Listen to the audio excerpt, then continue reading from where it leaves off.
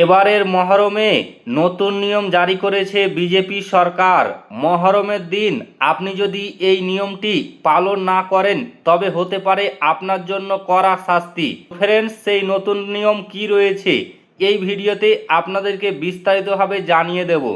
মহরমের দিন কোনো ধরনের অস্ত্র প্রদর্শন করা যাবে না, শোভাযাত্রা থেকে বাজানো যাবে না ডিজে, তৈরি করা যাবে না খুব উঁচু তাজিয়া, নতুন কোনো শোভাযাত্রার অনুমতি দেওয়া যাবে না। সম্প্রীতি যাতে বজায় থাকে সেই দিকে নজর রাখতে হবে। মঙ্গলবার প্রত্যেক থানাকে এমনই নির্দেশ দিল লালবাজার। আগামী শুক্রবার কলকাতা সহ সারা রাজ্য জুড়ে পালিত হবে মহরম। এই দিন প্রত্যেক থানার আধিকারিকদের সঙ্গে সংশ্লিষ্ট থানার ডিসি পদমর্যাদার আধিকারিকরা বৈঠক করেন। লালবাজারের নির্দেশ থানাগুলিকে জানানো হয়। লালবাজার সূত্রের খবর, মহরমে নতুন কোনো শোভাযাত্রা করা যাবে না। বহু বছর ধরে যে শোভাযাত্রাগুলি বের হয় সেইগুলো শুধু অনুমতি দেওয়া হবে। কোনো শোভাযাত্রায় কোনো ধরনের অস্ত্র প্রদর্শন করা যাবে না। পুলিশের নির্দেশ, কোনো শোভাযাত্রায় তাজিয়ার উচ্চতা যেন অতিরিক্ত না হয়।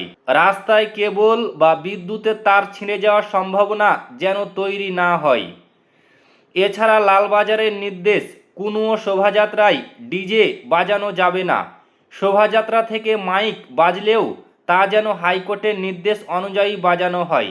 শব্দ দূষণ যাতে না হয় সেই দিকে নজর রাখতে হবে। মিছিল থেকে সংবেদনশীল কোনো বার্তা না দেওয়াই বাঞ্ছনীয়। এই বিষয়গুলি থানার আধিকারিকদের নজর রাখতেই বলা হয়েছে। এছাড়া যারা শোভাযাত্রা বের করবেন তাদের সঙ্গে থানার আধিকারিকদের বৈঠক করার নির্দেশ দেওয়া হয়েছে। শুক্রবার রাস্তায় অতিরিক্ত পুলিশ মোতায়েন করছে লালবাজার।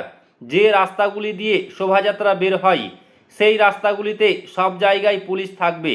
সম্প্রীতি যাতে বজায় থাকে সেই দিকে নজর থাকবে বলে জানিয়েছে পুলিশ।